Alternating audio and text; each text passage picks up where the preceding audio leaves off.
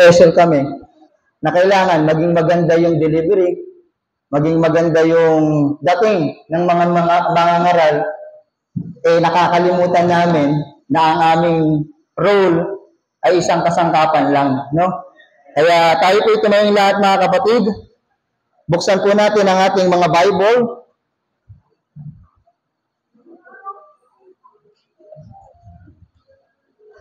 Let's open our Bible in 1 Kings chapter 2 verse 1 to 3. Kapag nakita na po, say amen.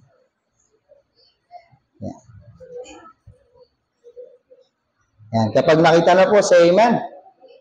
Without using the screen, use your Bible. Amen? Asa nandiyan? Okay. Ready? Read. Now the days of David drew nigh that he should die, and he charged Solomon his son, saying, I go the way of all the earth, but thou strong therefore, and shew thyself a man, and keep the charge of the Lord thy God, to walk in his ways, to keep his statutes, and his commandments, and his judgments, and his testimonies, as it is written in the law of Moses, that thou mayest prosper in all that doest, and whithersoever ever thou turnest thyself. Tayo po yung muko, tayo po yung manalangin. Ama naming Diyos na banal at dakila, maraming salamat, Ama, sa pagbasa po ng inyong salita. Dalangin po namin, kayo po ang mga manguna sa aming mga puso't isipan. Kayo po ang manguna sa akin bilang mangangaral na masambit ng tama ang mensahe sa mga taong nandirito. Panginoon, patawarin mo kami sa aming mga kasalanan, patawarin mo kami sa aming kayabangan, naway ang iyong pangalan ng maitaas at ako po ang maibaba. Ito po ang aming samot, dalangin sa matamis na pangalan ng Jesus na aming Diyos at tagapagligtas. Amen. Tayo po mo pong lahat, mga kapatid. Ang ating pong topic for today, or the message for this tanghali is 4 things you need to pay attention. O, pa-plus nga po yung title natin. Binago kasi yung title. Medyo hesitant ako. So, 4 things that needs your attention. So, kung babasahin po natin, mga kapatid, yung ating tema ng ating event or the church camp, ay matatagpuan po ito sa Philippians chapter 1 up to 10. Okay? Yung mapapansin po natin dyan, yan po ay sulat ni Apostol Pablo sa mga taga-Pilipay. At mabibigyan po ng marka na ang mga taga-Pilipay ay may maganda pong estado o standing pagdating po sa kanilang paglilingkod. Kasi naman kapuri-puri po sa mata ni Pablo. No? Ngayon, kaya pagbagsak po dyan sa verse 10, nang that ye may approve things that are excellent, that ye may be sincere and without offense till the day of Christ, that is a prayer of Paul to the Philippi. Ibig sabihin, mga kapatid, even here in Pilgrim Bible Baptist Church, it is acceptable or applicable na tayo po'y magpanalanginan sa bawat isa na ang ating pong gawain ay maging katanggap-tanggap na ekscelente, perfecto, hindi minadali, hindi basta-basta, kundi ito po'y pinaglaanan ng puso. Amen? Kaya po ba rito ay napilit lang? Alam niyo po ba ang attendance nyo must be excellent? When we say excellent, meron tayong tinatawag na perfect in attendance. From day 1 to day 3. Hindi ako excellent doon kasi isang araw lang ako. Amen? Pero iba naman po, mga kapatid, kung kompleto ang 3 araw, pero hindi quality ang iyong pag-attend. Yung unang araw, hindi ka naman nakikinig, hindi ka nakikihalubilo. Yung pangalawang araw, wala ka naman pinapansin, hindi ka nakikipagkaibigan. It is never been an excellent attendance or participation sa gawain ito. Kayo po ba ay nakikalahok ng 100%? Amen. Kaya ngayon, balik po tayo sa ating topic, mga kapatid. 4 things that needs your attention. So, mababasa po natin dito, mga kapatid, sa 1 Kings chapter 2, verse 1 to 3, as David was about to die. Si David po, malapit na pong mamatay o mamamatay. Naghihingalo, nagbibilin na po sa kanyang anak na si Solomon. Ang sabi niya po kay Solomon, be strong. Okay? Very basic word. Maging malakas ka, anak kong Solomon. Number 2, to prove himself to be a man. Sabi po niya, verse 2, Be thou strong, therefore, and shew thyself a man. Pag sinabi pong shew thyself a man, it is plainly the part of a manly effort to strive to serve God. Alam naman po natin na si David ay malapit sa puso ng Diyos. Tama? Ibig sabihin kung ang anak po niya si Solomon, gusto rin po ni David na ang kanyang anak ay maging malapit sa Diyos. Kaya kung kayo po mga kapatid ay nagdi-disciple, okay? Sino bang discipler ang hindi gusto o kanyang dinidisciple na mapalapit sa Diyos? Wala pong ganon. Kaya ganon din po si David, kung paano niya dinidisciple ang kanyang anak, gusto niya maging lalaki. Pag sinabing lalaki, hindi naman ibig sabihin ang term ng man dito sa verse na to ay bawal sa inyong mga babae. No. The concept of being a man is not about just being a man in gender. Ang tinutukoy po rito ay ang iyong paninindigan, katayuan, pagiging seryoso, pagiging mature, na kayo hindi basta-basta lang natitinag. Amen po ba? Marami po sa atin na minsan lang nakwentuhan na madali po tayong nadadala, di ba? Ibig sabihin, wala po tayong paninindigan. Sa katuruan po ng Biblia, nakanood ka lang sa social media ng kakaibang paliwanag, naniniwala ka na. So wala tayong paninindigan. Si David, ang gusto po niya sa kanyang anak ay manatiling tapat sa Diyos. It is implied in the words of David that Solomon would have numberless difficulties to contend with. Na si David, sinasabi niya, anak, marami kang kakaharaping pagsubok.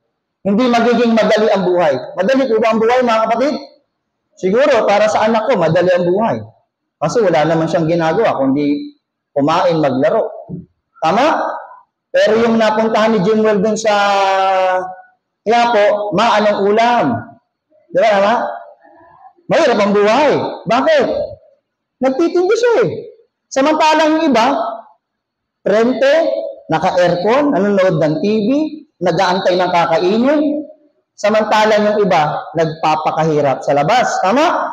I'm not saying na mga tamad tayo dahil nasa bahay tayo.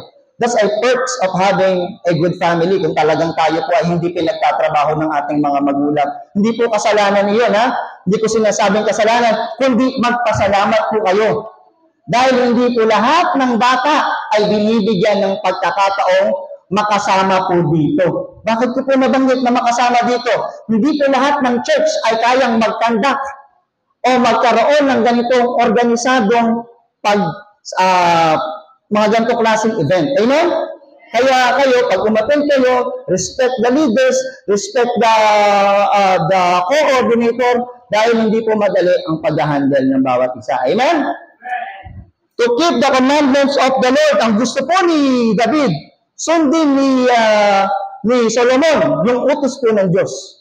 Kaya tayo mga magulang, mga kapatid, kunting ano lang ha, mahalaga po na nakikita ng mga anak sa magulang yung utos ng Diyos. Hindi pwedeng exempted tayo.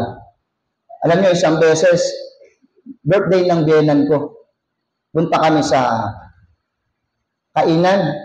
After ng kainan na yun, pumunta kami sa isang KTV bar. Mag-inom, no? Alam mo, sa KTV bar, siyempre may video, okay? May kainan, may alak, tama? Nung alam na? Ano yung gagayan? So, ano nga rin? May video ko, dahil mahilig naman akong kumanta, video ko. May dumating na alak, okay? Siyempre, hindi ako yung mag-aalak.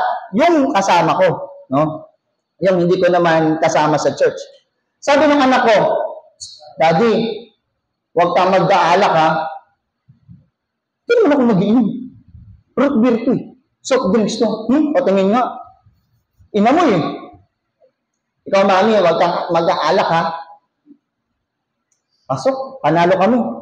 Paano kaya kung tumagal ako ng isa? Paano ko kaya ipipreach ang salita ng Diyos sa anak ko?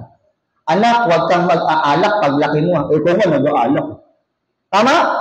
Kaya mga kapatid, si David, nakitaan po ito ni Solomon na si David ay sumusunod sa utos po ng Diyos. And Solomon was blessed to have a godly father. Sino po rito magtaas po ng kamay that you are blessed to have a godly father? Taas niyo po yung kamay niyo. Salamat po, Panginoon. Ang tatay ko po ay godly. Taas nga po. Amen. Isa? May isa pa ba? Dalawa? Tatlo? Apat? Lima? Darwin, huwag ka magtaas. Sino ba? Sino ba? Parang 5 lang. 6 lang. 7. Godly, okay? So mga kapatid, isa pong pagpapala sa atin ang magkaroon po tayo ng tatay na malapit sa Diyos. Because David is a man after God's own heart. Alam naman po natin na si David ay malapit sa puso ng Diyos. And about whom he could later fondly reminisce. May mga tao po mga kapatid na kapag ang kanilang tatay namatay at masama ang record ng tatay nila, hindi na po nila dinadala sa sementeryo. Hindi na rin nila inaalala na may tatay sila. Bakit? Nag-create po ng hatred yung pagsasama ng tatay at ng anak dahil yung tatay wala pong naibigay ng magandang memorya sa anak. Tama? At hindi po natin yan masisisi. That's the truth about life. Amen? Pero si David at si Solomon, alam niya na one day maaalala niya yung mga bilin sa kanya ng kanyang tatay who gave him counsel on how to be a man. Dahil si David, nagturo po siya kay Solomon kung paano maging ama. According to Proverbs chapter 4, verse 3 to 9, For I was my father's son, tender and only beloved in the sight of my mother. He taught me also and said unto me, Let thine heart retain my words, keep my commandments and live. Masarap po sa piling mga kapatid na yung mga sinasabi nyo. Alam mo, nagpipreach kayo, di ba? Pag nag-try kayong mag-preach or na-try nyo magbigay ng payo, ang sarap po nung sasabihin ng kausap mo. Alam mo, naalala ko yung sinabi ni Brother Harvey sa preaching na dapat gamitin mo yung talents mo. Hello? Yung bang mga naunang preaching, naalala nyo? Mayroon ba kayo diyang part na magbabanggit niya pag uwi niyo sa bahay? Naalala ko, sabi niyo po ni Preacher Harvey, na dapat po ang ating time, inaalay po natin niya sa Diyos. Masarap po na maaalala ang ating mga salita. Amen? Ito po si David, naaalala po ni Solomon yung mga magagandang eksperyensya niya tungkol sa mga katuruan upang ang isang tao ay mapalapit po sa Diyos. And many men today, eto na, are not blessed. Marami pong mga tao ngayon na hindi po pinagpala. Bakit? Some are without fathers. May mga tao pong pinanganak, walang nakamulatang tatay. Hello, Wahilid, blessed. Para sa iyo, kung pagmulat mo ng mata, nagkaroon ka na ng diwa, may tatay ka ng tinatawag. Hello, at lumalapit sa iyo. Pero may mga tao, mga kapatid, wala po silang nakamulatang tatay, possible na matay, possible na sumakabilang bahay. Mga kapatid, may ganun po talaga. At yun ay hindi masarap sa puso. At meron naman pong some have fathers, may tatay naman, but fail to provide spiritual leadership. May mga tatay, nandiyan yung tatay mo, magaling na asawa, hindi magaling na tatay. O magaling na tatay, hindi magaling na asawa. No, mga kapatid, tayo bilang mga Kristiyano, na one day magiging tatay po tayo. Hindi po dapat isa lang ang pipiliin. Dapat magaling kang tatay, magaling ka rin asawa. Mga kapatid.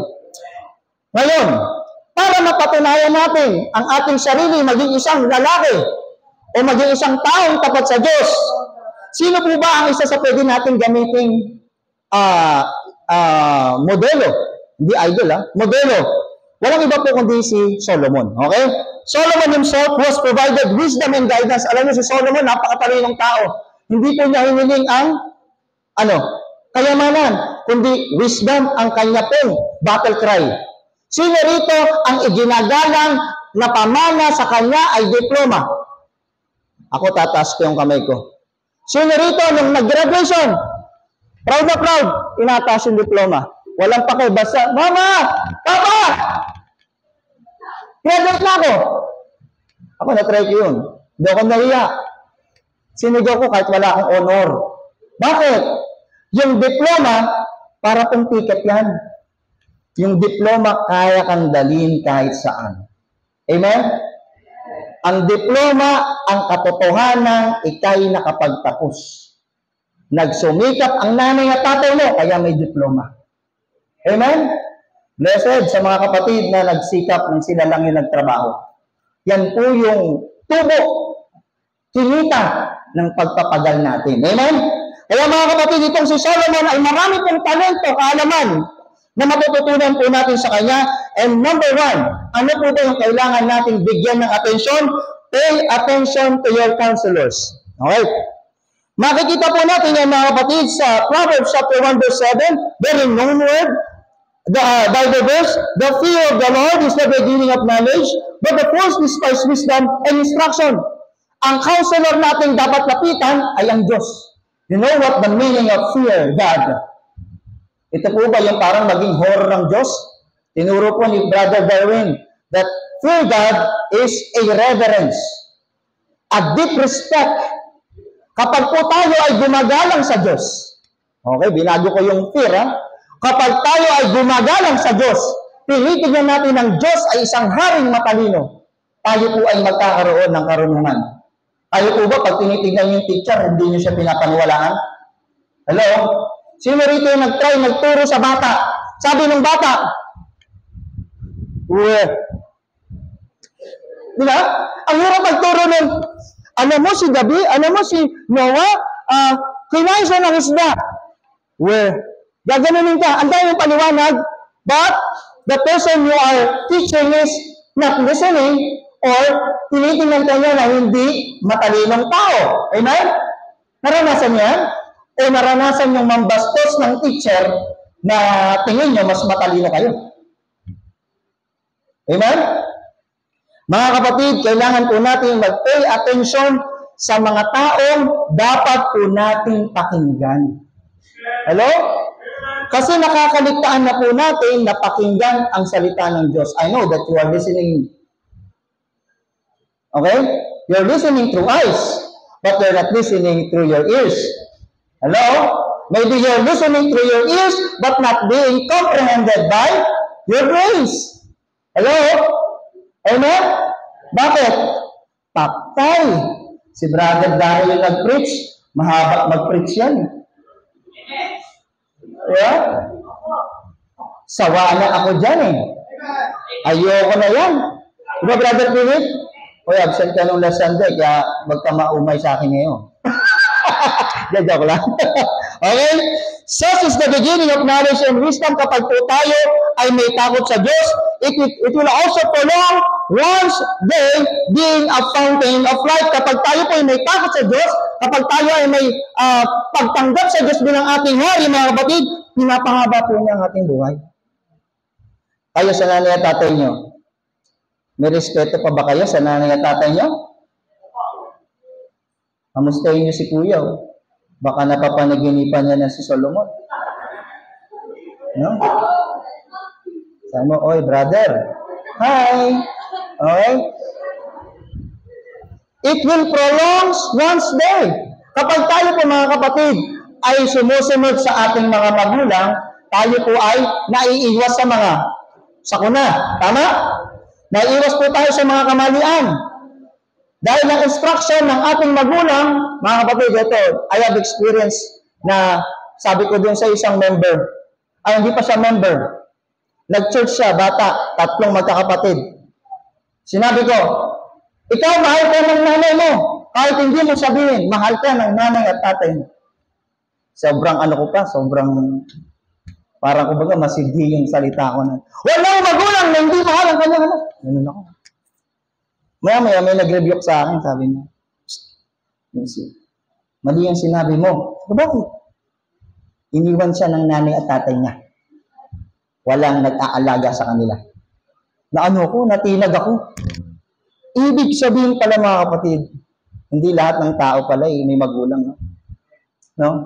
Kaya tayo, mga kapatid, kung meron man tayong sitwasyon na wala tayong mga magulang at hindi applicable, sabihin ko sa iyo, mahal ka ng nanay at tatay mo, mahal ka ng Diyos. Kayong mga member ng church ay magsilbing mga pangalawang nanay at tatay bilang mga discipler ng mga kapatid nating bago pa lamang sa Diyos. Huwag niyong ipadama sa kanila na mapoforsake sila. Bakit? Iikli ang buhay nila. Kapag hindi nila lubusang nakilala ng Diyos, kaya itong pagkakataon na ito, itong camp na ito, it is a big chance na itong mga lalaki na ito, ayan, mga gwapo na ito, na hanggang kayo nakakaya magsisimba. Ano pangalan mo, brother? Ito, nakapute. Maganda pangalan na ito, nakalimutan ko eh. Ano? Oh, Davon. O, di ba? Yung Davon, pangkalaban yan eh. Di ba? Dagon, the killer. Di ba gano'n? Dagon, the assassin. Di ba gano'n, di ba? Pero pag si Dagon ay nanatili, Pastor, angel na pangalan mo.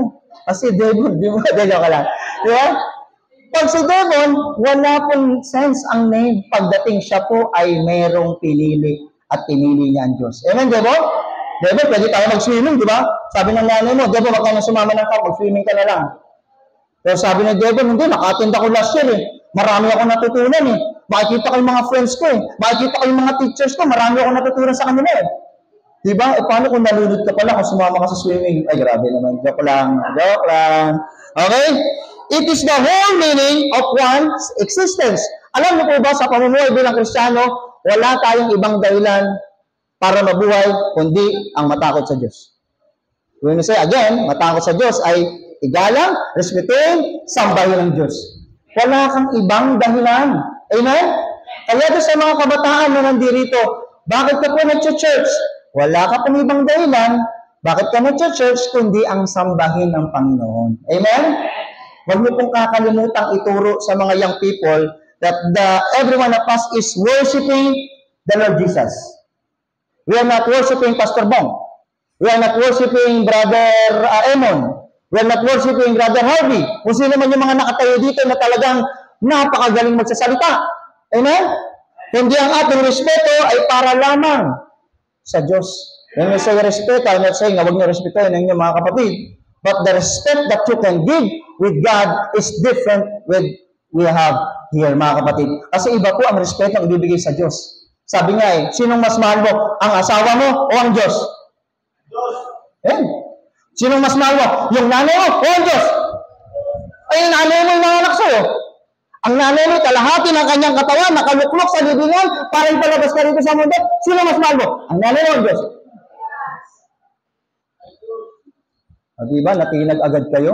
Nung binigyan ko kayo ng pampabigat para mahalin niyo ang nanay niyo. Hindi ko naman sinabing huwag niyong mahalin ang nanay niyo. Sinabi ko lang, sinong mas mahal niyo? Amen? Mas mahal po nating una ang Diyos. Kaya mas seek first the kingdom of God. Hindi pwedeng, alam mo, pag minahal mo ang Diyos, yung pag-ibig na ibibigay mo sa iyong nanay, sobrang higit. Hello? Kung kaya mong mahalin ang Diyos ng buong puso, how come ibigay ang pag-ibig sa iyong asawa, sa iyong anak, sa iyong mga kaibigan? Mabibigay mo ang tamang pag-ibig. Amen? It is the whole meaning of existence. Therefore, let the Word of God be your primary counselor of life. Wala po tayong ibang basihan ng ating pananampalataya at paniniwala, kundi ang salita ng Diyos. Amen? Kasi may iba kayong ginagamit. Some preachers will teach you, magbasa ka ng ibang libro para ikaw may matutunan na ng iba. Tutol po ba tayo doon? Hindi naman po masama. Pero pag lamang ang natututunan mo sa mundo kaysa sa mga bagay na espiritual, doon po tayo nagkakamali. Sabi po ng Proverbs chapter 1 verse 8 to 9, My son, hear the instruction of their father, and forsake not the law of their mother. Verse 9, For thy shall be an ornament of grace unto thy head, and change about thy neck. Alam mo mga kapatid, mahalagang nakikinig sa magulang. Kapag ang taong nakikinig sa magulang, napupuri po ng mga tao yan. Hello? Nung bata kami, nila Clarissa at saka ni Daryl, naturuan kasi kami ng nanay namin, na kapag may nakita kang matanda, manuhan mo. Pag may nakita kang matanda, tulungan mo. Ang gagawin namin, kahit naglalaro kami, tutulungan namin. Sino anak ito? Anak ko mo ni Kakora. Bait ng nanay mo, ha? Gagawin eh. Di ba? Ibig sabihin, nakakapagbigay po ng ornament, ng palamuti sa atin na kapag tayo ay sumusunod sa ating mga magulang. Pero balik rin natin. Nagra-rugby ka. Di ba? Nagyoyosi ka. Bata ka pa. Nagmamariwana ka na. Nagmumura ka. Sinong nanay mo? Mali ang palaki sa'yo ng magulang mo, ha? Di ba? Ang sakit sabihan ng ganun. Bastos ng bunganga mo, bata ka. Sino bang nanay mo? Di ba? Hindi siya puri eh. Panlilibak. Di ba? Their advice can guide you through life. ang ating mga magulang, mga kapatid, i-guide niya po tayo. Itong attend yun ng church, hindi ka nag-attend ng church camp para sabihin mo sa nanay mo, Mama, I'm holy. Ay, ni Papa, di kayo matend. Magaling ako sa inyo, ha? Sabi ng pastor namin, mahalin namin ng Diyos. Mas mahal namin ng Diyos kaysa sa'yo. Sabi mo ganun. Hello? Huwag nyo namang gawin yun. Mga kapatid, hindi ba nila kilala ang iyong Diyos? Di ba? Dahan-dahanin natin na kailangan maintindihan din nila kung paano ang tamang pag-ibig. Amen? Pero mga kapatid, mahalaga na nakikinig sa magulang dahil sila po ang mag-guide sa atin. According to Proverbs chapter 6 verse 20, My son, keep thy father's commandment and forsake not the law of thy mother. Again, nanay at tatay. Hello, sino may favoritism? Sabi ni Jana, mas favorite ko si Mami kasi si Mami binibili ako. Kaya, sabi naman ni Yuri, mas favorite ko si Mami. Di ba si Yuri? Mas favorite ko si Mami. Kasi, mabait, maganda. Si Daddy, mukhang comedian. Okay?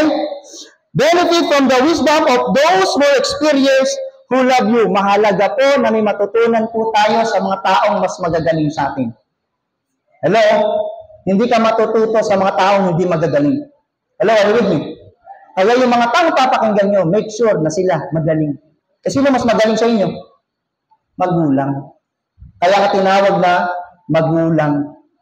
Di ba? Pag di ba pa nang dadaya, nasabi mo, magulang to. Kasi ang magulang, advance. Pag Pasko, anak, akin na muna yung papasko mo, tatago natin. Kaya naging meme, di ba? Naging meme na. Kailan ko ito makukuha? Wala na. Di ba? Kasi nga, magulang, matalino. Kasi naman gagamitin naman sa pamamahay. Okay? Beware of evil companions. Hindi lahat po ng maririnig natin magaganda. Marami po maririnig natin pangit. Because evil companions will entice you to do evil according to Proverbs chapter 1 verse 10 to 14. Sabi po rito, My son, if sinners entice thee, consent thou not. Kapag meron tao po nangyayari sa'yo, Brother Debon, mahina ang sigarilyo. Mas malakas ang tama na marijuana. Tara. O nga mo. Diba? O nga mo. Mali po yun.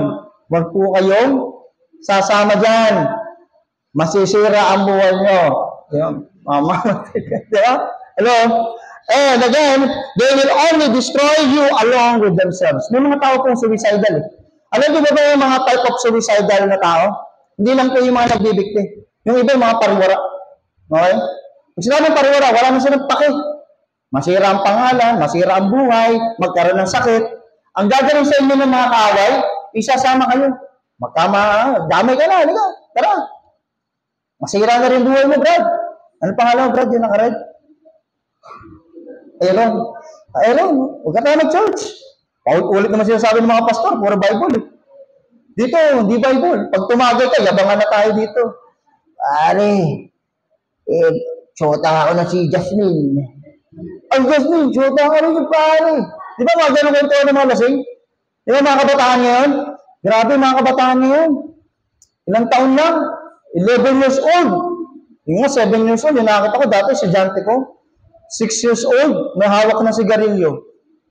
Ay, paano mangyayari? May hawak na sigarilyo. Alam niyo, pinakamahirap sa ministry? Ang kalaban po natin, ano? Kami mga ministers, sino kalaban namin? Kapag ang mga magulang hindi anak ng Diyos. Sabihin sa anak, ito, bilang mo ako sa Marlboro Lights. Sindihan mo na. Eh, yung mga bata, kapabalik-balik, marunong na magsigarilyo. Hello? Yung anak, inutusan, bili ka ng tanggay, bili ka ng emperador. Kapabalik-balik, binabawasan pa lang, tinitigman. Marunong na uminom. Hello? Kaya mga kapatid, yan po mga nanghihikayat sa atin na tayo po makagawa ng kasamaan, huwag po natin nasamahan. Choose your friends carefully, for evil company can corrupt you. According to 1 Corinthians chapter 15, verse 33, be not deceived, evil communication, corrupt good manners. Mga kapatid, alam mo kung bakit nagiging masama ang ugali natin? Alam mo kung bakit? Kung sino ang iyong kaibigan, yun din ang magiging ikaw. Tell me who your friends are and I tell you who you are. Hindi na ako applicable yun kasi kami kaibigan ako, nag-iinom, hindi naman po ako nag-iinom eh. Eh, inom sa'yo. na kaya mong panindigan ng iyong pananampalataya, pero may ibang mga kabataan, mga kapatid. Alam niyo ba yung peer pressure? Alam niyo yung pinaka matinding kalaban ng mga kabataan, peer pressure.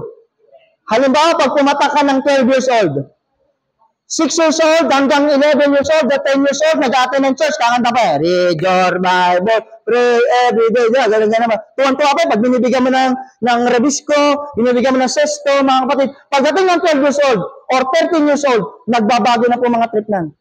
Bakit? Adolescent period eh. Para sa kanila, kapag ka nagkakantahan tayo, boring yan ako, kadiri. Gusto ko din sa mga trip ko, yung mga kaidaran ko, yung iba na yung trip, yung pang-adult. Peer pressure yun. Pag pumasok ka sa school, yung mga kasamahan mo, hindi mga mananampalataya. Kasabi mo, mas trip yung ginagawa mo. Mas maganda yan ah. Kasi sa church namin, boring eh. Ang tondo namin, gumaganda po. Kanina yung nagsayawan tayo, di ba? Yung may ganun-ganun pa tayo, may change me, di ba? Ganun. Ang tsaka nun. Ang bira. Umatid ako ng campus, magsasayawin mo ako, kalalaki kong tao. Hello? Tama? Ang tanda-tanda ko na, may anak na kami, pasasayawin nyo kami. Hello, mga kapatid. Hindi po yun ang ibig sabihin ng pagtanda. Hindi porke tumatanda po tayo, nawawalan na ang kasiyahan. Hello, ayun eh. Nababago lang ang pamantayan natin ng kasiyahan kapag tumatanda. Dahil tinuturo ng mundo, anak, ito ang kasiyahan. Kapag binata ka na, ikay 21 years old, dapat hindi ka na virgin, ha? Ikaw naman anak, 18 years old ka na, ha? Wala ka pa bang girlfriend? Dapat may girlfriend ka na pag 18 years old. Kasi gusto ko, pag 21 ka na, may apo na ako. Hello? Di ba, pamantayan sa eskwelahan, kapag ka magkakabarkada kayo, wala kang jowa, ang sasabihin sa'yo, ang pangit mo naman, wala nang bibigyan sa'yo. Tama po ba? Yes, di ba? Sasabihin ng mga lalaki, ikaw, di ka pa nagkaka-girlfriend, ang pangit mo kasi. Samantala isa, nagbibilang na ng girlfriend. Kasi yun daw ang pamantayan ng kagwapuhan. Hello, pagtanda nyo, malalaman ninyo na yung kahiyan. Na kapag kayo, ang sasabihin ng asawa ninyo, ikaw, bago ka napunta sa akin, dahil mo ng pinagdaanan. Bilasa ka na, para ka ng isdang pinindot-pindot sa palengke. Alam niyo yung isdang sa palengke? Kaya pag bibili kayo sa palengke, gusto niyo ba yung, wasak-wasak na yung balat ng bangus? Kakapindot? Sariwa ba to, ha? Eto, sariwa to. Huwag yung dut-dutin. Bibenta ko pa yun eh. Di ba? Imagine mo, dahil sa mundo, dinut-dut-dut-dut-dut-dut-dut-dut-dut-dut-dut-dut-dut ka na, tingin mo, pagpunta mo sa mata ng mga tao, ayos na ayos ka. Di ba wasak na wasak ka? Kaya nga minsan may mga taong sira na hindi na tinatanggap. Hindi na tinatanggap ng komunidad. May kaibigan ako mga kapatid, kabatchmate ko. Pares naman kami nagbibisyo noon. Nag-aalak, pero ako hindi ko tinry magsabu. Nagsabu siya. Sabi niya, kaya naman niya. Tatry lang. Nagsabu siya. Ngayon, may kristal na sa dugo. Mamamatay na. See? Akala niyo, basic lang yung sabu. Enjoy life. Hindi, mamamayat ka. Pag yung atay mo, tinamaan na ng mga methamphetamine, mga chemical yan, nagkikrystallize yan. Pag nag-crystallize yan, di nagdadali ang dugo mo. Kaya maraming mga addict payat eh. Di na kumakain. Busog na busog sa sabu, di ba? So kayo po mga kapatid, ganun din po. Kapag tayo nahihikayat, binibigyan po tayo ng mga gandang paliwanag, actual po yun, alanganin yun. And number 2, pay attention to your goals. Mamadaling ko na. Napahaba ako dito eh. Pay attention to your goals. What will you do? May mga tao po mga kapatid na wala pong goal sa buhay. May goal po ba kayo sa buhay? Sino rito may pangarap sa buhay? O yung pangarap mo pa rin ng kindergarten ka?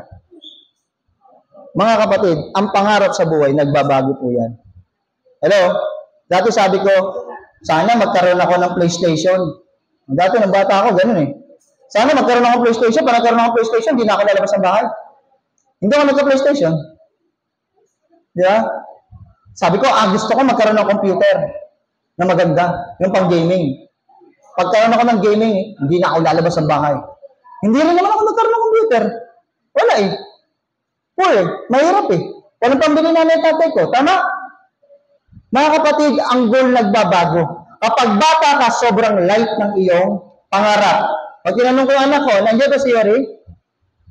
O siya na lang, tanongin ko si Yori, anong dream mo? Maging ikaw? Ano gusto mo paglaki? Maging doctor. O, si Yori, doctor. Binidyo ko yan eh. Anak, sabi mo, doktor ha, papanoorin natin to after 22 years or 15 years. Pag 22 mo, check natin kung doktor ka na. Baka magbago eh. Di ba? Magbabago po. Pero tayo bilang mga Kristiyano, isa pong goal natin. Ang ating goal is to seek wisdom and understanding. Hindi po nagbabago yan. Sabi po ng Proverbs chapter 2 verse 1 to 9, My son, if thou will receive my words and hide my commandment with thee, so that thou incline thine ear unto wisdom and apply thine heart to understanding, yea, if thou criest after knowledge and liftest up thy voice for understanding. Ang tao po, palagi po tayong maghahanap ng karunungan. Dahil ang taong walang alam, naloloko. Hello? Sino rito ang bumili ng sapatos sa Shopee? Sabi ng Shopee, original. Tapos pagkasuot mo, original yan. Oh, original yan. Ito mo, may brand yan dito. Pag tingin dito, pangalan, Winbook, imbis na Reebok. Pag yan ang wallet, ang ganda ng wallet, branded yan, branded. Pag tanggal mong gano'n, yung tahi, hindi pantay. Original daw. Di ba? Pag tayo matalino, bibigyan ka ng alahas. Sino dito mahilig sa alahas? Si Jamie. Si Jamie kasi magaling sa sa alahas eh. Si Jamie, di mo alala ko yan. Alam na kapag japek, alam na kapag katotoo. Bakit? May wisdom eh. Sa bagay na alam niya. Hello? Tayo, inaalam natin ang tama bago natin malaman ang mali. Ang iba kasi, ginaalam muna yung mali bago maghanap ng tama. Tatry ko yung pag-ibig. Mali mo, tama na ito. Naging kayo, nagkamali ka. Hanap ka ulit. Baka siya na talaga ang ibibigay sa akin ng Panginoon. Mali. Hello? Ano ang tamang gawin? Mag-isip, huwag kang padalos-dalos. Pag tayo ay nagsisik ng wisdom, we are waiting and listening. Sino dito yung nag-aaral ng Bible School, Laderize? Tayo, grabe. Mabilis bang Laderize? Tagal. Gusto natin madali, no? Pero hindi pwede. Kasi yung nakaangkop sa tamang frame ng oras mo. Kailangan mong tiyagain. Kasi pag minadali, hilaw. Tama? Sino nag-bake dito ng pancake, pagkasalang binalik agad? Sino nagluto rito ng itlog na prito na hindi mo na pinainit ng mantika, hindi gamit ng stika? Ang gamit yung aluminum pan. Basta nilagyan ng mantika, walang init-init, tsaka sinalang. Ano mangyari sa itlog nyo? Wala, scrambled egg na di mo maintindihan. Yung nagprito ng tilapia, walang mainit na mantika, nilagyan yung tilapia naging sardinas. Di ba? Pero pag nagmamadali ka, nagkakamali ka. Pansinin niyo yung mga gumagawa ng relo. Pag nakita mo yung mga relo, may mga samot-saring Geiger counter dito, alam mo si Dragon Ball, doon may salamin dito, may salamin dito, may malitaman. Pag wago, dahan-dahan yan eh. Hipan mo, mawawala yun eh. Di ba? Ayaw nilang istorbo. Kasi ang tao kapag mitikuloso, hindi nagmamadali, tama ang nagagawa. Amen? Kaya tayo mga kapatid, huwag kayo magmadali. Mga young people, huwag magmadaling lumaki. Kasi pag pinilit maging malaki, alam para maging matanda kayo? Eto, pangit na words ha. Gusto nyo maging matanda agad kayo? Mag-asawa kayo agad. Sino rito, 13 years old? Taas kamay. Gusto tumanda na agad ni brother. Paano brother? Yung makita mong pinakamaganda rito, ligawan mo agad. Tapos ayayin mo pakasal. Tingin mo masaya magiging pagsasama ninyo? Alam niyo pinaka-problema ng mag-asawa? Sasabihin nila, hindi pinag-awayan ng pera. Tama? Pero in reality, pinag-awayan ng pera. Bakit? Pwede ubang sabihin, mahal, I love you. Erika, wala tayo ng bahay ng kuryente, pero mahal kita. Pwede ba yun? Pastor Ben, mahal na mahal ka din ni Ma'am Cha, pero wala tayong pambayad ng kuryente, buputulan na tayo. Hindi pwede. Ang pera kailangan yan eh. Tama? Pag ikaw bata, nag-asawa ng maaga, problema mo, pera. Bakit? Wala kang diploma. Wala kang lisensya para makapagtrabaho at magkaroon ng magandang sahod. Amen? Dahil wala kang goal. Sabi nga bigla kang sumakses, yung marami kang dinaanan, yung mga step by step, kaya nga nag-success. Tama? May step by step, sabi nga ni Nina, di ba yung nasa social media? Yung magandang babae na nagsasalita. Yung alam mo, bigla ka nag-success, yung nag-step by the step, katotoo po yun, may step. Hindi pwedeng grade 1 ka, pagdating yung pagpasok mo. May mga tao po, mga kapatid, ayaw nag-aral, nagpaka-addict sa computer. No? Nagpaka-addict sa computer, pagdating ng 23 years old, saan pupunta? Mag-ALS. Hello? Hello? Alam niyo po ba ang ALS? Maganda po yan. Pero hindi po magandang imahe na ikaw'y nag-ALS. Bakit? Marami ang mga oras na ikaw'y binigyan ng pagkakataong mag-aral pero sinayang mo.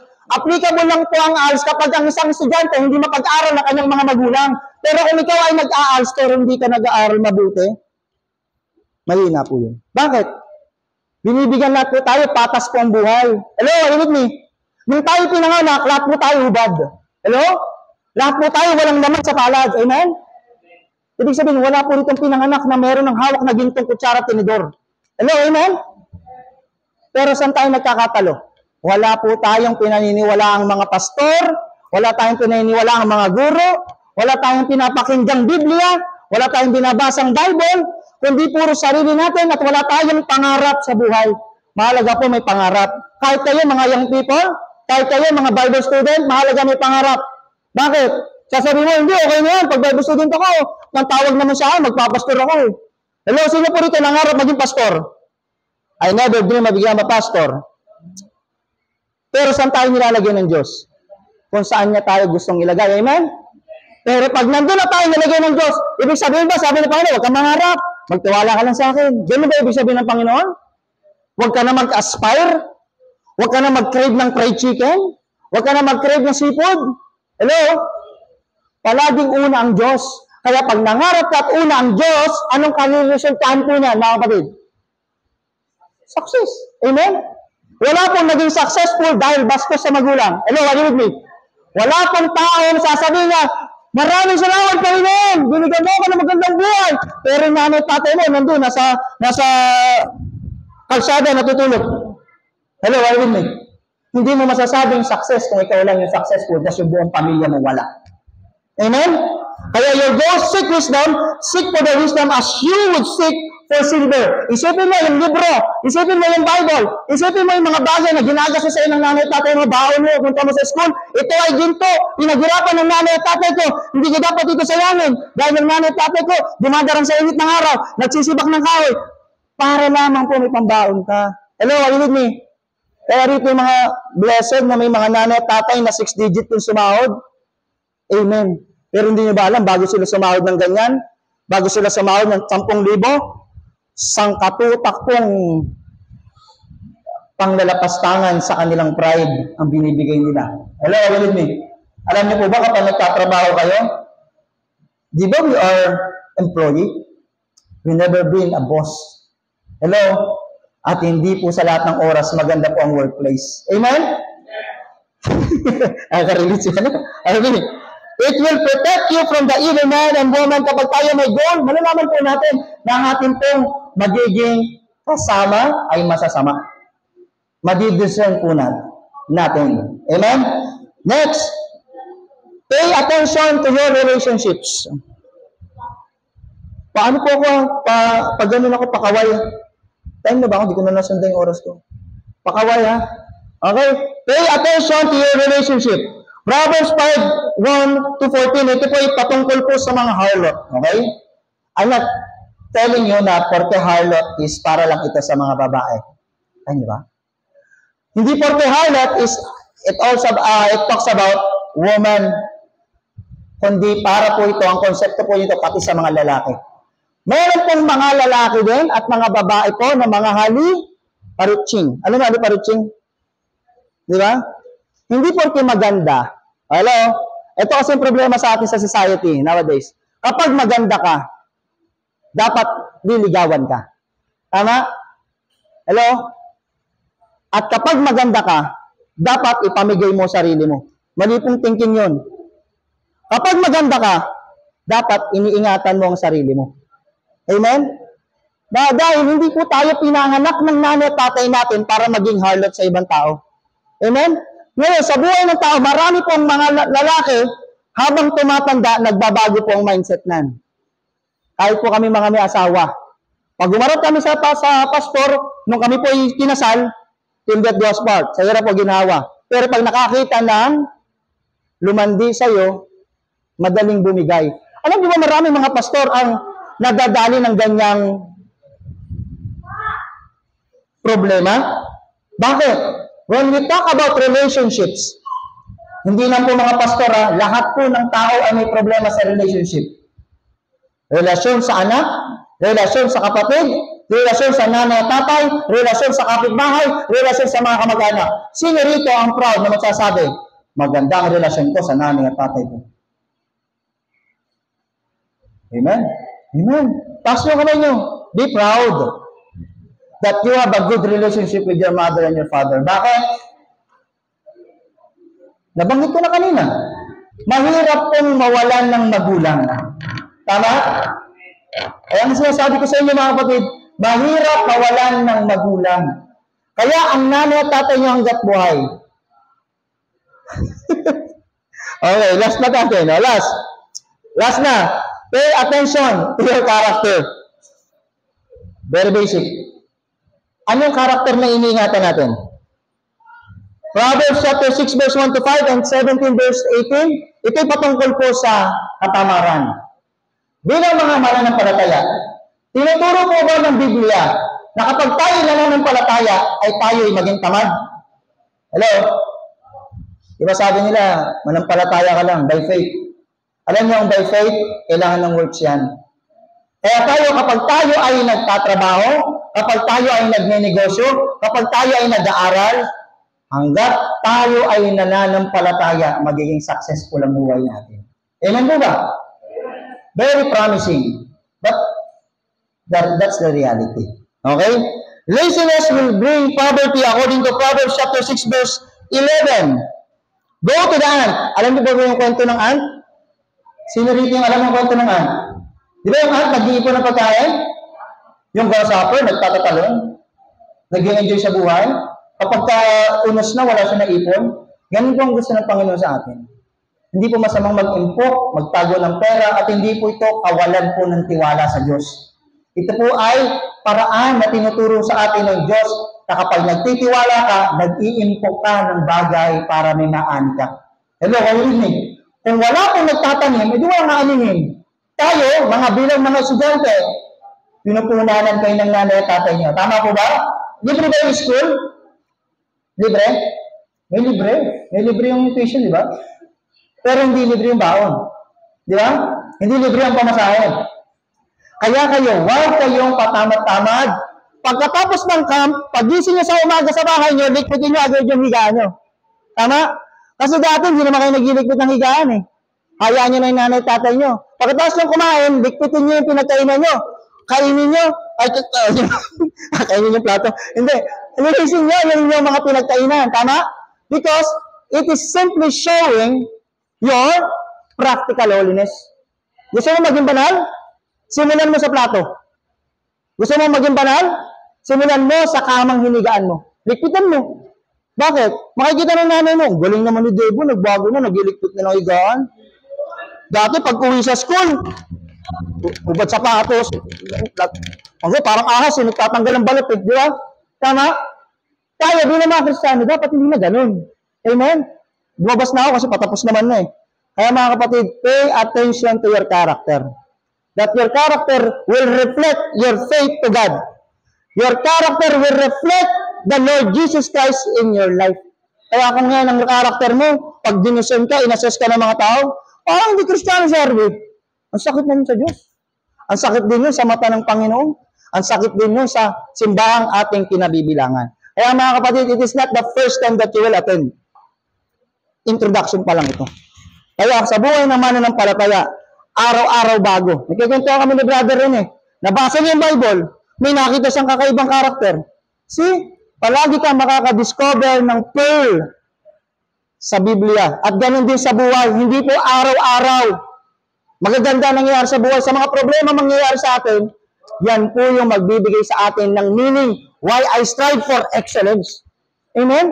You strive for excellence, gusto mo madalian? Para maging excellent ka, magpakahirap ka muna. Kaya ang buhay Kristiyano, mahirap. Amen? Pero masaya. Amen? Ang buhay Kristiyano, mahirap. Pero fulfilling. Ang Kristiyano, mahirap. Pero nakakalugod sa Diyos. Amen? Kaya po tayo tumayong lahat and let us pray. Kaya tawagan po natin si Pastor Bong to pray for us.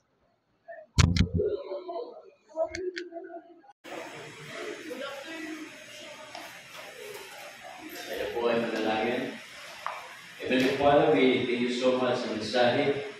Mensahero, medyo po manalangin sa oras na ito. Ang mga lahat ay nakay po at nakapigay ang mga. Mga kapatid, if you want to strive for excellence, may mga bagay na gusto nating tingnan. You need to pay attention. For example, you are in school, you pay attention to your teacher. Para pag dumating yung mga pasulit na exam, katanungan, makakuha ka ng good, makakuha ka ng perfect. Sa pag-aaral mo, dito, you need to pay attention. Sa ugali natin, sa pag-ugali natin, kumusta ang paglilingkod natin sa Panginoon? Ito lang. Kumusta ang prayer life mo? Okay? Siyo po yan mga kapatid. Ikaw ba ay tapat na naglingkod sa Panginoon o hindi? So if God is reminding you today, God is speaking to hearts right now, you are free to come, kneel down, talk to the Lord in prayer. Sige mo kapatid, may prayer request ka, nais mong isang guni sa Diyos, mga decision making mo, o meron mang panawagan deep inside your hearts na gusto mong mapagamit sa Diyos, sige po, siya. Come forward. May problema ka right now. Come to Jesus. Lumapit ka, pasabi ng Panginoon. Hindi ka tapat na nangalingkod sa Panginoon. And you want to serve God faithfully, come forward. Tell God, Lord, Father, I want to be faithful in serving you. Sige po, come forward, talk to the Lord prayer.